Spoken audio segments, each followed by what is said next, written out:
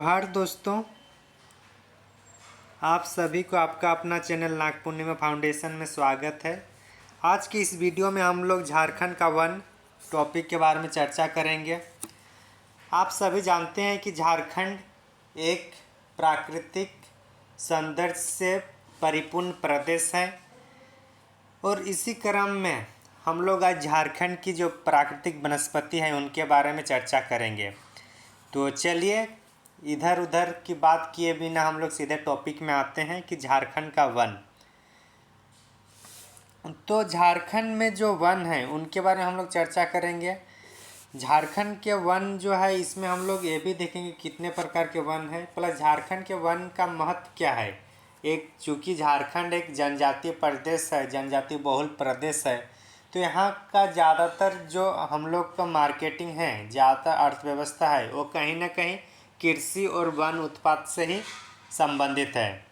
तो इसलिए झारखंड में जो वन है उसका महत्व बढ़ जाता है। साथ ही साथ जो ग्लोबल वार्मिंग के कारण पूरे विश्व जब अब त्राहिमाम हो रहे हैं, ऐसे में झारखंड का वन या किसी भी प्रदेश का वन होना एक महत्वपूर्ण बात है।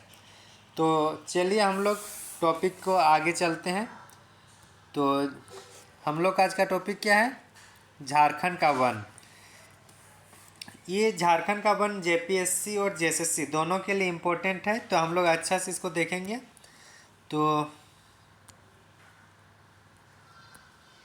झारखंड में वनों का वितरण प्रारूप के दृष्टिकोण से 3 भागों में डिवाइड किया जाते हैं। कितने भागों में? 3 भागों में डिवाइड किया गया है। झारखंड के जो वनों का जो वितरण है उसके अनुसार कितने भागों में? 3 भागों में डिवाइड किए गए हैं। 3 भागों में डिवाइड किए गए हैं। कौन कौन सा वन है? सुरक्षित वन, संरक्षित वन और अवर्गीकृत वन।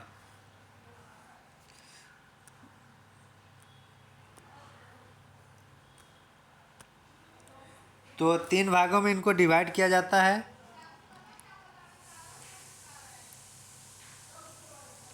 तो संरक्षित वन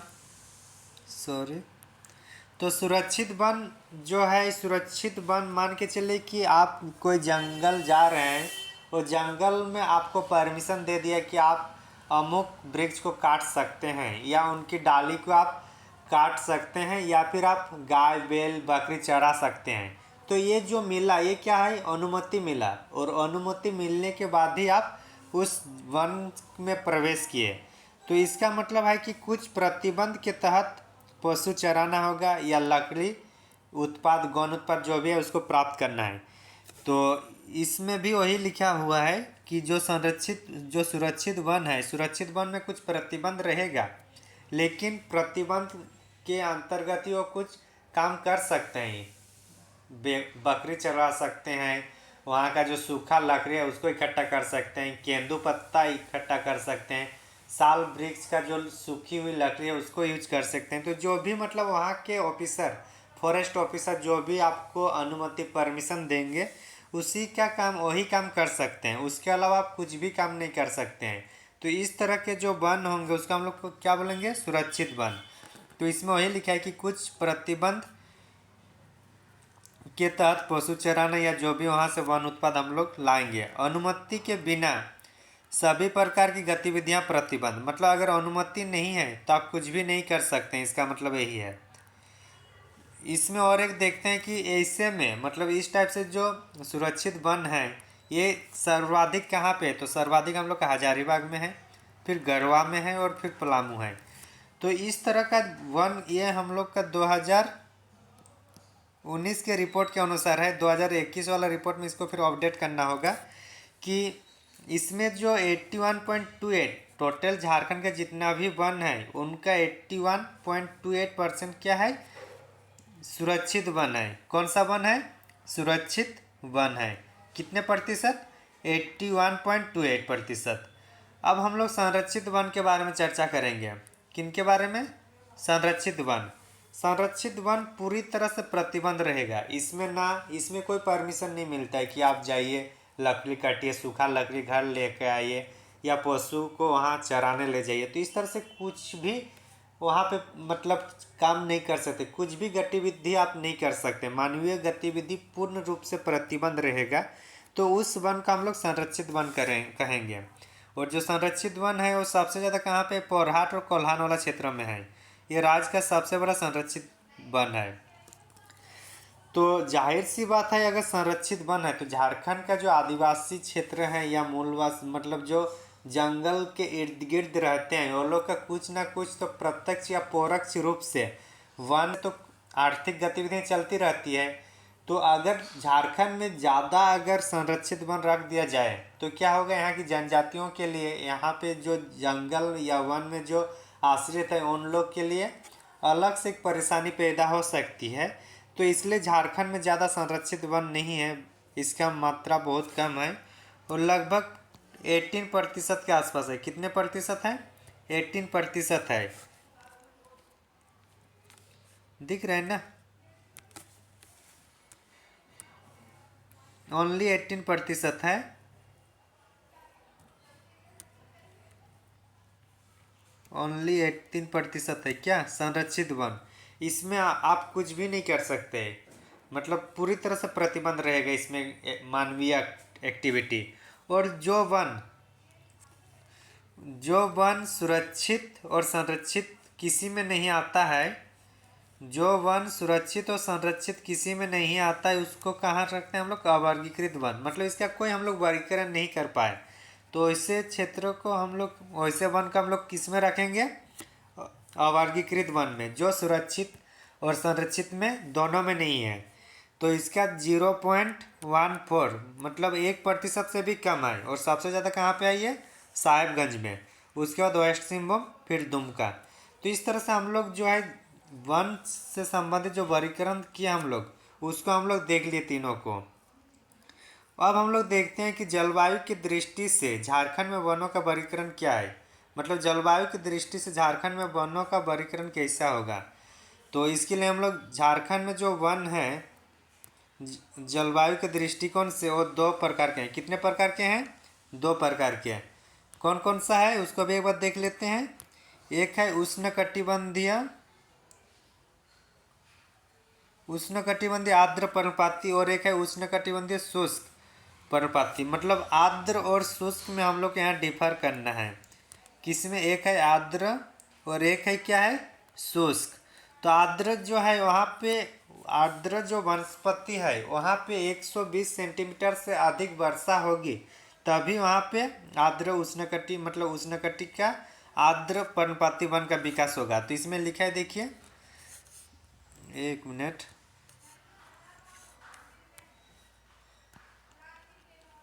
रेनफॉल लिखा हुआ है ना। तो जो रेनफॉल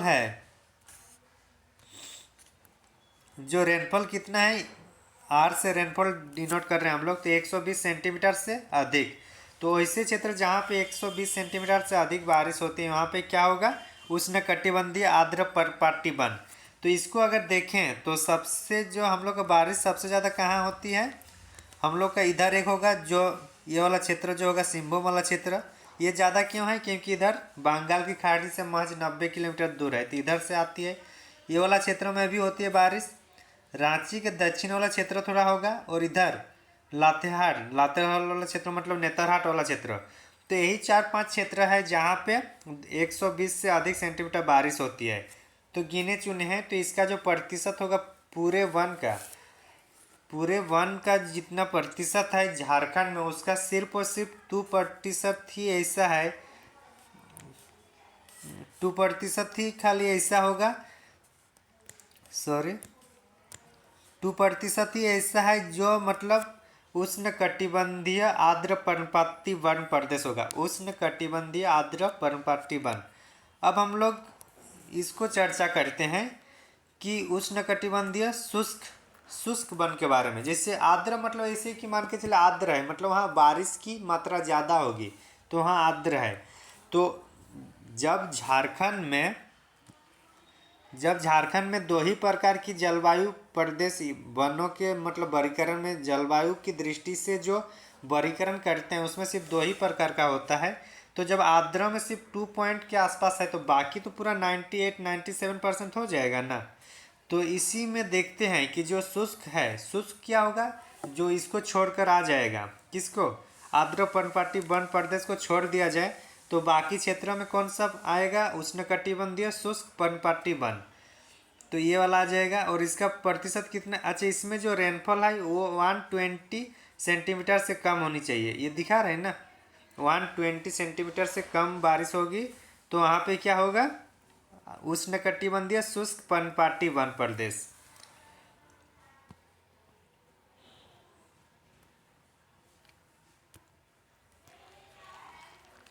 तो क्या होगा फिर, जहाँ पे 120 सेंटीमीटर से कम बारिश होगी उसको हम लोग क्या कहेंगे, 120 सेंटीमीटर से कम बारिश जहाँ पे होगी हम लोग उसको कहेंगे उष्णकटिबंधीय शुष्क पर्णपाती वन। ठीक, तो ये समझ में आ गया होगा।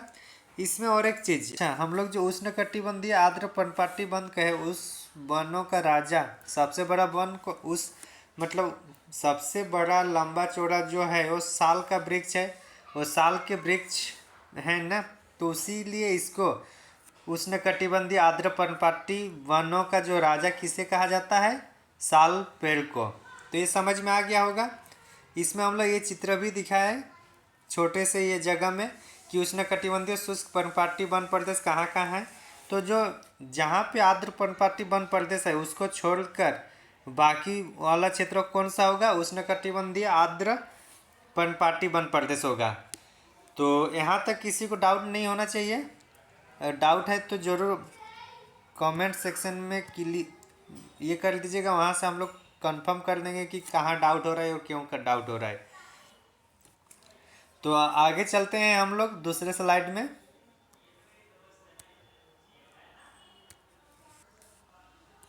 तो चलिए हम लोग दूसरे स्लाइड में आ गए हैं। इसमें है कि झारखंड के वन संपदा, मतलब झारखंड में जो वन संपदा है उसके बारे में इसमें है कि झारखंड में कितनी खनिजें हैं, जैसे खनिज है वो माइनिंग वगैरह, तो उसी तरह से वन भी तो एक हम लोग का रिसोर्स है। तो भारत झारखंड में वन संपदा में क्या है, कौन सा मुख्य वन उत्पाद है, कौन सा गौण उत्पाद है। एक्चुअली झारखंड में जितने भी मतलब मुख्य वन उत्पाद है उसको सिर्फ लकड़ी को माना जाता है, और लकड़ी को छोड़कर बाकी जितने भी चीज़ें होती है उसको हम लोग गौण उत्पाद मानते हैं, मतलब ये वाला मानते हैं, और लकड़ी को सिर्फ हम लोग इसको मानते हैं। तो मुख्य वन उत्पाद हम लोग कहाँ से मिलेगा, साल से मिलेगा, शीशम से मिलेगा, महुआ से, सागौन से, सीमोल से, गम्हार से, जामुन से, आम से, कटहल से, केंदू से, कर्म से और पलाश से। जबकि इन्हीं लोग का जो मतलब पुष्प या फिर फ्रूट्स जो भी होगा उससे जो प्राप्त होगा पत्ती, वो सबसे क्या होगा, गौण उत्पाद आएगा। तो हम लोग जो झारखंड में जो वन उत्पाद है हम लोग दो भागों में डिवाइड कर दिए, एक मुख्य वन उत्पाद और एक गण उत्पाद। तो ये हम लोग देख लिए। अब हम लोग इसके बारे में जो मुख्य वन उत्पाद है या गौण उत्पाद है उसके बारे में थोड़ा चर्चा कर लेते हैं। अच्छा इसमें और एक चीज़, झारखंड में वन संपदा में हम लोग और एक चीज़ पढ़ना था वो कि झारखंड में वन स्थिति, तो वन स्थिति को उसके लिए एक अलग से वीडियो बनाया गया है, उसको ज़रूर देखिएगा। उसमें क्या है कि अगर हम लोग दोनों को अलग अलग करते हैं तो एक बेनिफिट है कि जब, क्योंकि वो डेटा है तो डेटा हर 2 साल में चेंज होगा, क्योंकि भारतीय वन सर्वेक्षण जो रिपोर्ट निकालती है वो हर 2 साल में जारी करती हैं, तो चेंज होते रहेगा। तो इसलिए जो वन स्थिति रिपोर्ट है उसको अलग से वीडियो बनाया गया है, और जो ट्रेडिशनल है इसके लिए अलग से बनाया गया है। तो आप समझ गए होंगे, उसके लिए अलग से आप वीडियो देख लीजिए प्ले लिस्ट में। चलिए हम लोग चलते हैं दूसरे स्लाइड में फिर। तो हम लोग इस स्लाइड में हम लोग देखेंगे कि जो मेजर प्रोडक्ट्स है, तो मेजर प्रोडक्ट्स कौन कौन से वृक्ष से आता है उसको हम लोग देखेंगे, और उसमें क्या क्या खासियत है वो भी देखेंगे हम लोग। तो मुख्य उत्पाद जो है मेजर प्रोडक्ट्स उसको देखते हैं। उसमें साल वृक्ष को सबसे पहले हम लोग देखेंगे, किसको, साल वृक्ष को। तो झारखंड राज्य का जो राजकीय वृक्ष है उसका नाम क्या है, साल ही है ना। तो साल वृक्ष को हम लोग देख रहे हैं। साल वृक्ष जो है वो झारखंड राज्य की राजकीय वृक्ष है, और ये इम्पोर्टेंट है कि जो यहाँ के लोगो या फिर जो यहाँ पे लोगो है उसके बारे में हम लोग यहाँ चर्चा करते हैं, मतलब क्वेश्चन एग्जाम में पूछता है तो वो भी हम लोग को याद रखना है। तो इसके वृक्ष संपूर्ण झारखंड में मिलते हैं। क्या इस संपूर्ण झारखंड में मिल जाते हैं इनके वृक्ष। और ये एक इमारती लकड़ी भी है। क्या इमारती लकड़ी भी है। साथ ही साथ इसका इमारती लकड़ी है मतलब मकान में यूज होगा, फर्श में होगा, फर्नीचर, रेल डिब्बे में, पटरियाँ, ये सब। इनका जो स्थानीय भाषा में इसको सोखुआ कहा जाता है और इसका सरई कहा जाता है, इसके फूल को सरई फूल। तो इस तरह से हम लोग देख लिए साल के बारे में। अब शीशम के बारे में देखते हैं। शीशम जो है ये वृक्ष संपूर्ण झारखंड में पाई जाती है। शीशम जो है ये संपूर्ण झारखंड क्षेत्र में पाई जाती है, किंतु इनकी जो अधिकता है उत्तरी और मध्यवर्ती क्षेत्र में पाई जाती हैं। इसमें भी फर्नीचर का प्रयोग किया जाता है। तो हम लोग शीशम के बारे में चर्चा कर रहे थे। तो शीशम का जो वृक्ष है संपूर्ण झारखंड में पाई जाती है और इनका जो मेन कारण क्या है, इसका उपयोग सर्वाधिक उपयोगी होने के कारण ये भी फर्नीचर में काम आता है। किसमें? फर्नीचर में। तो इसलिए शीशम को भी हम लोग देख लिए, साल को भी देख लिए। अब हम लोग महुआ को देखते हैं। महुआ ये पूरे झारखंड में फेमस है महुआ। तो इसको देख लेते हैं। महुआ जो है इसके जो फूल है, बीज है, इसका सब चीज़ मतलब काम में आता है, फूल फल सब। तो इसमें फूल, अच्छा लकड़ी तो होगा ही वृक्ष, और सभी वृक्ष में वो कॉमन है कि वो काम में आएगा, लेकिन इसमें फूल और फल भी काम में आता है। फूल से इसमें शराब, जैसे महुआ शराब या देसी जो हम लोग देसी शराब बोलते हैं, महुआ से ही बनाई जाती है, उसमें काम आता है। फल जो है, फल किसी किसी क्षेत्र में कचरा बोलते हैं, जैसे हम लोग साइड इसको कचरा बोलते हैं। तो इसके फल से भी तेल निकाला जाता है और इसका जो फल है मतलब जो बीज है, बीज से ऊपर उसको सब्जी भी बनाई जाती है कहीं कहीं। तो महुआ हम लोग देख लिए। महुआ का प्रयोग जो दरवाज़ा है, दरवाज़ा बनाने में या खम्भों में इसका उपयोग ज़्यादा किया जाता है। किसमें? दरवाज़ा बनाने या खम्भे में। किसका? महुआ का। ठीक। तो और इनकी फूल से एक क्वेश्चन पूछ सकता है कि कौन से पेड़ के फूल से शराब बनाई जाती है। तो क्या होगा? वो महुआ। तो ये याद रखना होगा। तो महुआ के फूल से जो होता है, महुआ के फूल जो होता है उससे क्या होता है? शराब बनाई जाती है। आगे चलते हैं हम लोग सागवान के बारे में। किसके बारे में? सागवान। ये बहुत महंगा इनका माना जाता है। ये पेड़ बहुत महंगा रहता है, इसकी लकड़ी बहुत मजबूत होती है। किसकी? सागवान की। लेकिन इसकी और एक चीज़ है, अगर जिस क्षेत्र में रहता है वहाँ पे पानी की जो जल स्रोत है, भू जल स्रोत वो कम होता है, क्योंकि इन्होंने पानी बहुत ज़्यादा सींचता है। तो इसलिए अगर कहीं अगर दलदली क्षेत्र हुआ, वहाँ पे अगर सागवान लगा दीजिएगा तो वहाँ दलदली सूख जाएगा, मतलब इतना ये पानी कंज्यूम करता है सागवान। ये कहाँ कहाँ पाई जाती है उसको देखते हैं पहले। सारंडा में, पोरहाट, कोल्हान क्षेत्र में पूरी तरह से पाई जाती है। इसका फर्नीचर सबसे ज़्यादा प्रयोग होता है और इसमें जैसे जो लकड़ी है, इसमें आप नक्काशी अच्छी तरह से कर सकते हैं। इसमें लकड़ी बहुत मजबूत और सुंदर होती है, मजबूत होती है, इसलिए इसके पालंक या जो भी है फर्नीचर उसमें इसका यूज किया जाता है सागवान की। फिर देखते हैं हम लोग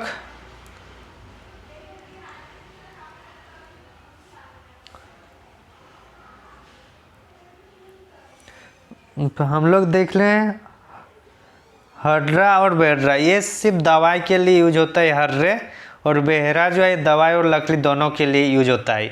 ये हल्का इस टाइप से लंबा लंबा ये होता है। देखिएगा इसका फल ऐसा होता है, इस टाइप से होता है लंबा लंबा। जब बैल या गाय अगर कुछ होता है उन लोग का पेट में दर्द, तो इसका जो हर्रे है उससे प्रयोग किया जाता है। तो ये हम लोग देख लिए हर्रा और बहर्रा। फिर सेमल देखते हैं। सेमल है बहुत बचपन में आप लोग भी किए होंगे कि जब पान जो होता है ना, इसका जो सेमल का जो कांटा होता है, सेमल का जो कांटा उनके तना से ही देखने को मिल जाता है। तो उसको हम लोग पहले क्या करते थे, उसको तोड़ के फिर उसको मुंह में लेने से एक लाल टाइप का आता है। तो इससे हम लोग बचपन में पान बनाते थे। किससे? सेमल से। ये जो पेड़ है ये बहुत, इसका मतलब मजबूत नहीं होता है, मुलायम होता है।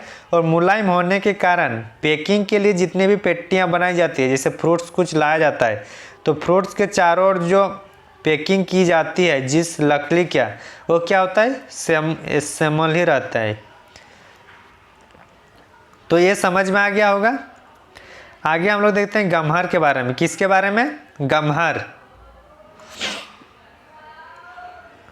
गम्हर आप लोग देखे होंगे, इसके हल्का जो लकड़ी है सफ़ेद टाइप से होता है इसका अंदर का वाला पार्ट। जैसे सागवान में क्या होता है, हल्का रेड होता है, जबकि गम्हर में क्या होता है, सफ़ेद तरीके से सफ़ेद कलर का होता है। इसका सर्वाधिक उपयोग कहाँ होता है? फर्नीचर बनाने में। और इसमें नक्काशी बहुत अच्छे तरह से होता है। जैसे मिट्टी में अगर आप थोड़ा थोड़ा करके भी उसको एकदम नुकीला बना सकते हैं, उसी तरह से गम्हर में भी बना सकते हैं। इसमें मतलब नक्काशी बहुत बढ़िया होती है इसमें गम्हर में। तो अगर क्वेश्चन पूछ दिया जाए कि झारखंड की कौन से लकड़ी का फर्नीचर बनाने के लिए नक्काशी बेहतरीन तरीके से बनाया जा सकता है, तो किस में होगा? गम्हर में। तो समझ में आ गया होगा इसके बारे में भी। आगे चलते हैं हम लोग। आगे हैं आम। आम की बात सुनते मुंह में पानी आ जाता होगा। किसके बारे में हम लोग देख रहे हैं अभी? आम के बारे में। इसकी लकड़ी सस्ती एवं सुलभ है क्योंकि आसानी से मिल जाता है। झारखंड का कोई ऐसा कोना नहीं होगा जहाँ पे आम का पेड़ नहीं दिखाई देगा। ये दरवाजे ये लकड़ी से खिड़की और अन्य फर्नीचर बनाने में इसका प्रयोग किया जाता है। अब आते हैं हम लोग जामुन के बारे में। जामुन आप अगर बचपन में या फिर आप गांव साइड रहे हैं तो गांव साइड देखते हैं कि जो कुआं रहता है, अगर ये मान के चल कुआं है, तो कुआं के बीचों बीच जो लकड़ी दी जाती थी, या अभी तो नहीं देखने को मिलती क्योंकि अभी हर जगह नलकूप आ गया और अभी तो हर घर नल हर घर जल वाले योजना से था। तब तो घर में नल मतलब घर में नल से जल भी आना शुरू हो गया, तो इसलिए अभी कुआं उतना देखने को नहीं मिलता है। लेकिन अब पहले जो कुआं होता था, कुआं में जो बीच वाला जो लकड़ी होती थी वो किसकी होती थी? वो जामुन की होती थी। किसकी? जामुन की होती थी। जामुन किस लिए होती थी ना, क्योंकि ये लकड़ी जो है जल से कभी सड़ता नहीं है। लेकिन यही लकड़ी जब हम लोग कच्चा जब रहेगा, जब जिंदा रहेगा, जब जामुन का पेड़ हम लोग देखते हैं तो क्या होता है, जब बारिश होती तो सबसे पहले या सबसे जो सस्ता जो उस टाइम जो डाली रहता है वो जामुन का ही रहता है। वहाँ थोड़ा सा भी कुछ हवा आया या थोड़ा सा भी ज़्यादा वजन हुआ तो यहाँ तक कि अपने जो फल होते हैं जामुन फल के कारण भी इसका जो डाली है कभी कभी गिर जाता है, इतना मतलब मुलायम रहता है। लेकिन वही जब सूख जाता है तो ये इतना मजबूत होता है कि सालों साल तक आप पानी में रखेंगे तो भी ये सड़ेगा नहीं। तो इसलिए कुआं में इसी का यूज किया जाता है। कुआं के बीच में जो पाँव रख के नीचे से पानी उठाया जाता था बाल्टी से, तो वो वाला जो लकड़ी कौन सा है? जामुन का है। तो ये समझ में आ गया होगा।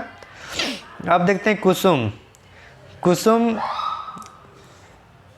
सुनते ही मुंह में पानी इसलिए आ जाता है क्योंकि इसका जो खट्टा मीठा का जो स्वाद है वो सबको भाता है। तो कुसुम वही है, इसमें कृषि औजार में काम आएगा। इसमें कुसुम का एक होता है जो हल, अभी तो हल लकड़ी का नहीं देखने को मिलता है, लेकिन जो पहले लकड़ी का जो हल बनाया जाता था वो ज़्यादातर कुसुम का जो हल रहता था वो ज़्यादा डिमांडेबल रहता था। साथ में इसमें और क्या क्या था, ये इसमें कृषि कार्य के लिए तो हम लोग हल देख लिए, साथ ही ये कृषि औजार हो गया। इमारत में भी इसका प्रयोग किया जाता है। और इसका जो ये बीज है, बीज से इसका तेल भी निकाला जाता है, कुसुम तेल जिसको हम लोग बोलते हैं। कुसुम तेल मतलब स्किन को अच्छा रखता है। फिर आता है करंज। करंज की विशेषता है कि अगर इसके दातुन से अगर आप मुंह अगर धो लेते हैं तो इतना फ्रेश रहेगा कि सामने का कोलगेट फेल हो जाता है। तो ये जो करंज है, ये करंज वही है। और इसका उपयोग, इसका बीज क्या बोल रहा है, इसमें अधिक उपयोग इसकी बीज क्या होता है, मतलब ये जो है इसकी बीज की ज़्यादा उपयोग होता है इसके लकड़ी से। इसका ऐसा इसलिए क्योंकि इसमें जो तेल प्राप्त होता है वो तेल का बहुत ज़्यादा डिमांड होता है। किसका? करंज तेल का। तो इस तरह से हम लोग देख लिए। फिर पेसार का मतलब मुझे भी नहीं पता कि कौन सा ये वृक्ष है, लेकिन परीक्षा के दृष्टिकोण से हम लोग को देखना जरूरी है कि ये भी काफ़ी मजबूत होती है फर्नीचर के निर्माण। और गम्हर महुआ जैसा ही उपयोगी होता है। फिर कटहल आता है। कटहल ये संपूर्ण झारखंड में पाई जाने वाली इमारती लड़की है। ये क्या होता है, इससे भी इमारत की जो भी इक्विपमेंट होता है, खिड़की दरवाजे, ये सब बनाई जाती है कटहल से। लेकिन कटहल किसके लिए फेमस है? अपने फ्रूट्स के लिए। तो आगे हम लोग चलते हैं नेक्स्ट स्लाइड में। तो इस स्लाइड में हम लोग उनका गौण उत्पाद, जो वन है उसका गौण उत्पाद के बारे में हम लोग चर्चा करेंगे। इसमें क्या है कि बांस का जो उपयोग है, सबसे पहले हम लोग बांस के बारे में चर्चा करेंगे। इसमें बांस से हम लोग क्या क्या मिलता है? उसके पत्ते से कागज जो फैक्ट्री है उसमें काम आएगा। बांस और क्या होगा? जो झोपड़ी वगैरह बनाते हैं, झोपड़ी बनाने में बांस का उपयोग किया जाता है ना। फिर अगर कहीं टेंट लगाते हैं शादी ब्याह घर में, जो भी फंक्शन होती है, कहीं मंच बनाया जाता है, तो उसमें टेंट हाउस चलाने में भी इसका प्रयोग किया जाता है बांस का। तो हम लोग देख लिए बांस के बारे में। अब हम लोग देखते हैं लाख के बारे में। लाख एक टाइम था जब बहुत ज़्यादा होता था, लेकिन अब जलवायु परिवर्तन के कारण लाख की उतना जो पहले 10 साल 15 साल पहले जो होती थी, अब वो हम लोग को देखने को नहीं मिलती है। तो ये लाख है। लाख भारत में, अगर लाख विश्व में सबसे ज़्यादा उत्पादन होता है कहाँ पे? भारत में। और भारत में सबसे ज़्यादा उत्पादन कहाँ होता है? झारखंड में। तो विश्व का सबसे ज़्यादा लाख उत्पादन करने वाला देश कौन है? भारत। और भारत का सबसे ज़्यादा लाख उत्पादन करने वाला प्रदेश या राज्य कौन सा है? झारखंड। तो ये लगभग 50% के आसपास उत्पादन करती है। और इसका जो कीड़ा है, जो लाख में जो आप देखिएगा सफ़ेद सफ़ेद हल्का होता है, वो कीड़ा को क्या कहा जाता है? लेसिकर लक्का कहा जाता है। किसी किसी बुक में लेसिफर लक्का भी लिखा हुआ रहता है। तो इसका जो कीड़ा है क्या है? लेसिकर लक्का है, ठीक। और झारखंड में लाख हम लोग पलास में भी देखते हैं। पलास के पेड़ में, बेर मतलब बेर में भी हम लोग देखते हैं। और साथ ही साथ कुसुम में। इसके अलावा भी और मतलब पेड़ों में दिखाई देता है, लेकिन मेनली ये तीन ही में दिखाई देता है, पलास का, बेर का और कुसुम का। आगे हम लोग देखते हैं इसमें और क्या क्या है, इसके लिए क्या क्या भी होनी चाहिए। तो समुंदर से औसत 305 मीटर ऊंचा भूभाग स्थित होना चाहिए। 12 मतलब जो सेंटीग्रेड है 12 सेल्सियस तक तापमान मिलना चाहिए। और 150 सेंटीमीटर से कम वर्षा होनी चाहिए। तो ये सब जितनी भी है झारखंड में अवेलेबल है, लेकिन फिर भी अभी पहले की तुलना में लाख की उत्पादन बहुत कम मात्रा में हो रही है। अगर इसकी देखा जाए कि लाख झारखंड में कितने बार, मतलब एक वर्ष में कितने टाइम इसका उत्पादन किया जाता है, तो टोटल 4 किस्म या 4 बार हम लोग बोलें तो इसका उत्पादन होते हैं। कितने बार? 4 बार। बैसाख महीने में, जेठवी लाख जेठ महीने में, कतकी लाख कार्तिक महीने में और अगहनी लाख अगहन महीने में। तो इस तरह से जो 4 महीने हैं जिसमें इसका उत्पादन होता है। लेकिन सबसे ज़्यादा किस में होता है उसको भी एक बार देख ले, तो हम लोग का होगा बैसाखी में। किस में हो रहा है? किस में हो रहा है हम लोग का? वो बैसाखी में हो रहा है। किस में हो रहा है? वो बैसाखी में सबसे ज़्यादा उत्पादन होता है। किसका? लाख का। और लाख से संबंधित एक इंस्टीट्यूट भी है, रिसर्च इंस्टीट्यूट, उनके बारे में भी देख लेते हैं, जो हम लोग का नामकुम में है। कहाँ पे है? नामकुम में है। नाम क्या है? भारतीय ला अनुसंधान केंद्र। भारतीय ला अनुसंधान केंद्र। ये 1924 में एस्टेबलाइज किया गया था। तो उसको भी हम लोग यहीं पे देख लिए। दिख रहा है ना, या लिखना है? चलिए लिख देते हैं।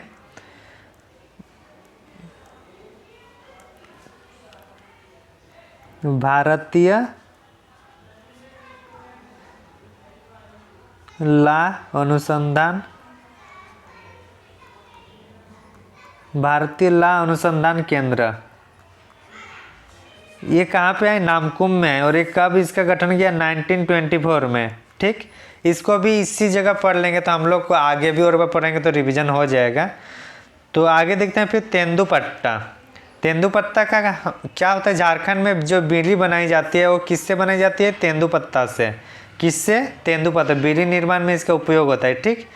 और झारखंड राज्य केंदुपत्ता नीति 2015 में लाई गई है। कब लाई गई है? झारखंड स्टेट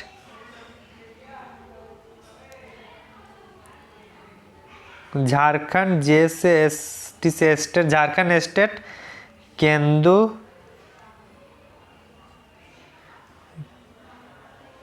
केंदु राज नीति, ये कब आया है? सॉरी, तो झारखंड राज्य केंदुपत्ता नीति कब आया? 2015 में। इसको भी आप लोग नोट डाउन कर लीजिएगा। फिर टसर, मलबरी और रेशम, इसके लिए जो मतलब भारत में जो झारखंड का रैंकिंग है वो झारखंड का देश में प्रथम स्थान है। किस में? टसर उत्पादन में।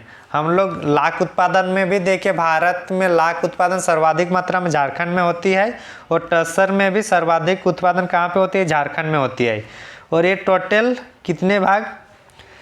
70% जो टसर उत्पादन होता है पूरे देश में, उस मतलब पूरे देश का 70% टसर का उत्पादन झारखंड में ही होता है।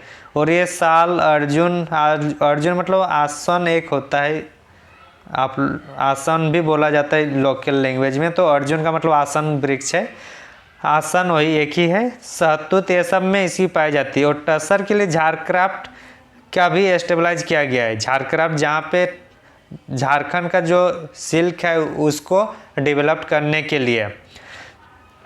तो इस तरह से हम लोग वन से संबंधित जो भी था, मतलब झारखंड में वन या झारखंड का वन, उसमें हम लोग वन के बारे में थोड़ा चर्चा किए। फिर वन को वर्गीकृत किए, सुरक्षित, संरक्षित और अवर्गीकृत किए। फिर जलवायु के आधार पर इनको दो भागों में डिवाइड किए थे, उष्णकटिबंधीय आर्द्र पर्णपाती वन और उष्णकटिबंधीय शुष्क पर्णपाती वन। जो आर्द्र पर्णपाती वन होता है उसमें 120 सेंटीमीटर से अधिक वर्षा की जरूरत होती है, और जो शुष्क पर्णपाती वन था उसमें 120 सेंटीमीटर से कम वर्षा की, मतलब वर्षा होने की उसका जो क्राइटेरिया है। लेकिन उष्णकटिबंधीय क्यों बोला जाता है, अगर इसको भी एक बार देख लेते हैं कि उष्णकटिबंधीय क्यों है। अगर ये पृथ्वी है, मान के चलते हैं ये भूमध्य रेखा है, और ये अगर 30 डिग्री के इधर है नॉर्थ और इधर 30 डिग्री साइड, तो ये जो 30 के बीच में मान के चले 30, किसी में 20 होता है, मतलब जो ये करते हैं जो, तो एक्चुअली जो दोनों के बीच में जो रहता है उसको हम लोग उष्णकटिबंधीय जलवायु प्रदेश कहते हैं। और झारखंड की भी स्थिति क्या है? इसी में है।